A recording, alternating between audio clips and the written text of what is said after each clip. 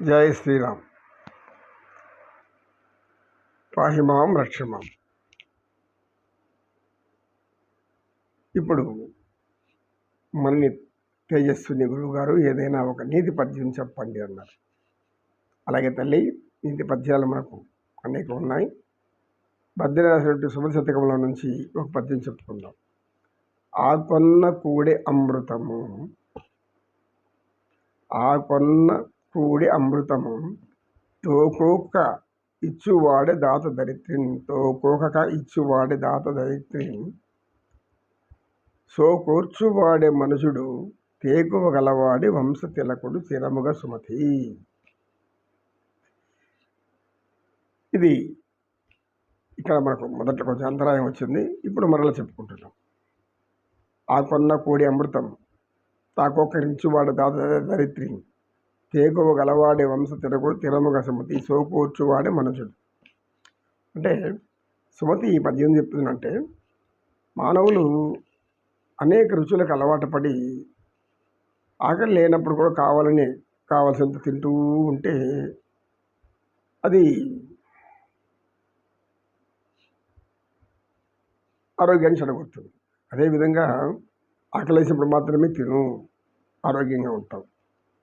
ఆ తర్వాత తాకోక నిచ్చువాడు దరిద్రుని, సమయ సందర్భం ఏమి ఆలోచించుకుంటా ఎవరైనా అడిగిన వాళ్ళు కష్టంలో ఉన్నారు అంటే, ఈరోజు శుక్రవారం, ఈరోజు మంగళవారం, లేకపోతే ఇంకొకటో రోజు పొద్దుపోయింది, దీపాలు పెట్టిన వీము, ఇలా అనేక సెంటిమెంట్ పెట్టుకుంటారు. కానీ దాత అనేవాడు ఏ సమయం చూడడు, ఏమి వినడు, అడిగేవాడి యొక్క ఆర్తి చూస్తాడు, ఏం ఆలోచించుకుంటే ఇచ్చాడు. అటువంటి వాడి నిజమైన దాత. ఇచ్చి మళ్ళీ ఊరంతా చెప్పుకోవడం, ప్రపంచంలో చాటిపోయడం, నేను దానం చేశాను, నేను ధర్మం చేశాను, ఇలా అనేక మంది ఉంటారు. కానీ అలాంటి వాళ్ళు కాదు. తాకొక ఇచ్చువాడు దాత అంటే ఏ పరిస్థితిని కూడా ఆలోచించుకుంటా కష్టాల్లో ఆపదలో ఉన్నాడంటేనే వెంటనే వానికి సహాయం చేసేవాడే నిజమైనటువంటి దాత. అలా కాకుండా మనం చెప్పినట్టు అలా కాదు. అదేవిధంగా సోకోర్చువాడే మనుషుడు. మనిషి అనేవాడు కష్టాలు ఎన్నొచ్చినా ఓర్చుకోగలిగినటువంటి వాడు నిజమైన మనిషి. కష్టాలు, బాధలు, బాధ్యతలు, భవబంధాల నుంచి అనేక విధాలుగా వచ్చినా దానికి భయపడకుండా, బాధపడకుండా ధైర్యంతో ఎదుర్కొని వాటిని ఎలా పరిష్కరించాలో పరిష్కారం వైపు ఆలోచించేవాడే మనిషి. అంతేకాని కష్టం వచ్చింది, దుఃఖం వచ్చింది, బాధ వచ్చింది కూర్చొని ఏడ్చుకుంటూ, బాధపడుతూ, దొల్లుతూ, పొల్లుతూ, ఎవరెవరితో చెప్పుకుంటూ ఏడ్చుకుంటూ ఏం ప్రయోజనం? దానికి ఎక్కడ సరైనటువంటి పరిష్కారం దొరుకుతుందో అది ఆలోచించాలి. అది వదిలిపెట్టి గొగ్గోలు పెట్టుకుంటే ఏం ప్రయోజనం ఉంది? ఎన్ని గొగ్గోలు పెట్టుకున్నా, ఎన్ని ఏడ్చినా, ఎన్ని కూర్చొని దుఃఖించినా, బాధపడినా పరిష్కారం దొరకదు. కాబట్టి ఇక్కడ ఏమంటున్నాడు ఆయన? సోకోర్చువాడే మనుషుడు. మనిషి అనేవాడు ఎటువంటి కష్టానైనా ఓర్చుకొని సహనంతో దాన్ని ఎదుర్కొని పరిష్కరించుకునే వాడే నిజమైనటువంటి మనిషి. అంతకంటే గొప్ప మాటకి ఎక్కడ చెప్పరు. మనిషి అనేవాడు ఎవడు అంటే, కష్టాలు వస్తాయి, దుఃఖాలు వస్తాయి, బాధలు వస్తాయి, బాధ్యతలు ఉండడం వల్ల, భావబంధాలు ఉండడం వల్ల అనేక సమయాల్లో అన్నీ ఒక రీతిలో ఉండదు కదా. ఒక కాలం ఆనందం ఉంటుంది, ఒక కాలం దుఃఖం ఉంటుంది. కాలం ఒకే రీతిగా ఉంటే ఇంకేముంది? అనేక మార్పులు. ఏనాటికి ఏ తీరో బ్రతికి జగాన అనేది సూక్తి. కనుక ఎవరైతే దాన్ని ఊర్చుకొని సహనంతో దానిని జయించే విధానంగా ముందుకు సాగుతాడో వాడే మనిషి. తేకువ గలవాడే వంశ తిలకుడు స్థిరముగా తుమతి. తేకువ అంటే తెలివితేటలు, లౌక్యం, నైపుణ్యం. తెలివితో ఏం చేస్తాడు? ఏ ప్రమాదాలు ఎలా తప్పించుకోవాలి, ఏ ప్రమాదాలు రాకుండా ఎలా ముందు జాగ్రత్తలు తీసుకోవాలి, ముందు చూపు ఉండాలి, భవిష్యత్తును భయపడకూడదు, గడిచిపోయింది లోపలికి తీసుకురాకూడదు, ప్రస్తుతం ఎలా జీవించాలి, ఇవన్నీ ఆలోచించడమే తెలివితేటలు.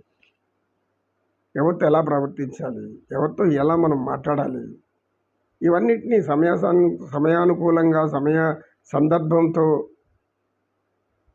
అప్పటికప్పుడు వాళ్ళ యొక్క హృదయం నుంచి, మన యొక్క మనోఫలకం నుంచి ఆ మాటలు రావాలి. ఎవరో ఒక రాజు వచ్చాడు. వచ్చాక అందరినీ ఇక్కడ సమావేశపరచు అందరు అధికారులు అన్నాడు. అందరు అధికారులు వచ్చి నిలబడుకున్నారు. ఇప్పుడు నేను రాజుని, మీరంతా నా బానిసలు అన్నాడు. సేవకులే బానిసలు అంటే ఎట్లా? అనేక మంది కోపాలు వస్తాయి. అనేక మంది కూడా ఏంది రాజా మీరు అలా అన్నారు అన్నాడు. ఆ రాజు అదంతే అన్నాడు. అంటే అంటే మేమంతా నీకు బానిసలమా అన్నాడు. నాకెంత పనిచేసే వాళ్ళకి బానిసలే కదా అన్నాడు ఆ రాజు. అందరూ అడిగారు కానీ ఒకే ఒక వ్యక్తి అడగలేదు ఆయన్ని ఎందుకు అని. నువ్వు మాత్రం ఎందుకు అనలేదు అన్నాడు. రాజా, మీరు బానిస అన్నారు అంటే మనం చేసే వృత్తికి బానిసగా బతకాలి. మేము అధికారం ఇచ్చాను, ఆ అధికారానికి నువ్వు బానిసగా ఉండు, అంతేకాని రాజుకు బానిస కాకూడదని మీ ఉద్దేశం నాకు అర్థమైందన్నాడు. సందర్భోచిత మాట అనేది లౌక్యం అంటుందని రాజు వాడిని మెచ్చుకొని వాడిని తన మంత్రిగా పెట్టుకున్నాడు. అంటే చక్రవర్తులు రాజులు వాళ్ళు అజ్ఞానంగా సింహాసనానికి రారు, అదే అజ్ఞానంగా పదవులు ఇవ్వరు. ఎవరు అజ్ఞానం వాడి ఇష్టానుసారం పదవులు ఇచ్చుకొని పంచుకొని ఏదో చేసుకొని నా దంటలు పడతా ఉంటారు. కానీ అసలైనటువంటి తెలివి కలిగినటువంటి ప్రతిభ కలిగినటువంటి అధికారి ఏం చేస్తాడు? తన కింది వాళ్ళలో ఎవరు తెలియవంతుడు పరీక్ష పెట్టి వాళ్ళకి మంచి పదవి ఇస్తాడు. అది సరైన మార్గం. అటువంటి తెలివితేటలు ఉన్నవాడే వంశానికి కీర్తి తెస్తాడు. తేకువ గలవాడే వంశ తెలకొడు తినమగ సుమతి. తేకువ అంటే తెలివితేటలు, అనేక విధాలుగా తెలివితేటలు, ఒకటి కాదు. ప్రమాదాలను ఎదుర్కోవచ్చు, ఆనందంగా ఉండాలి, సంతృప్తిగా ఉండాలి, అందరిని సుఖపెట్టాలి, అందరిని సంతోషపెట్టాలి, అందరితో స్నేహంగా ఉండాలి, అందరికి అనుకూలమైనప్పుడు అనుకూల సలహాలు ఇస్తూ ఉండాలి, అడదారిలో పని కూడా చూడాలి. ఇవన్నీ కూడా రాజు పెట్టిన పరీక్ష. ఎందుకు? ఆయన బానిసలు అన్నప్పుడు అందరికి కోపం వచ్చింది. వీడు ఆలోచించినాడు. ఏం ఆలోచించినాడు? రాజు ఊరికి అన్నాడు ఆ మాట. ఎందుకన్నాడు అంటే ఆయన మేము చేసే ఉద్యోగానికి బానిసగా బతుకుడు అని అర్థం. అంటే అవినీతి పనులు చెయ్యొద్దు అని అర్థం అని అనుకున్నాడు. అది రాజుగారు చెప్పారు. రాజుగారు వాడు తెలివితేటలు మెచ్చుకున్నాడు.